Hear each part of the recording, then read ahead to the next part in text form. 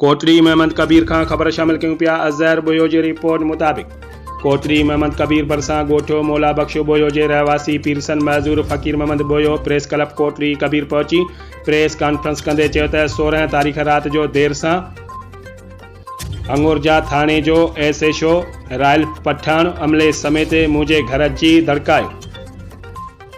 खड़कायो, जंहिं ते मां पुछा कई केरु आहियो।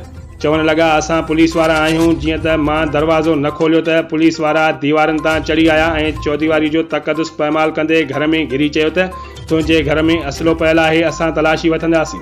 मां पुलिस खे चयो त मां शरीफ़ माण्हू आहियां, मां असलो छो रखंदुसि ऐं तव्हां मुंहिंजे घर में छो दाख़िल थिया आहियो।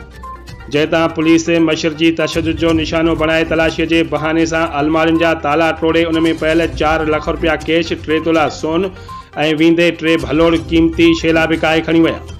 हुन वधीक चयो त मां अहिड़ी एनसी हिंगोरजा पुलिस ख़िलाफ़ खानवान थाणे ते दाख़िल कराई आहे। 5 ॾींहं गुज़री विया आहिनि पर पुलिस को बि जवाबदार गिरफ़्तार न कयो आहे।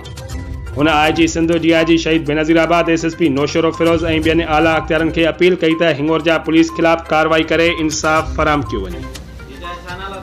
फ़कीर महमद बोयो साईं, कोट मौला बख्श बोयो। मसलो आहे भाऊ, मां राति जो पंहिंजे घर 1 बजे सुतो पियो हुअसि, मुंहिंजो दर खड़कियो, उथियुसि मां माज़ूर माण्हू अरड़ी सड़ी दर ते वियुसि मां, पुलिस जो दर खोल, दर खोले मां हिकिड़ो ॾोहारी आहियां, मां चोर आईंदो आहियां कि असांखे इतला मिलियो आहे तो वटि असलो आहे, तो वटि असलो आहे।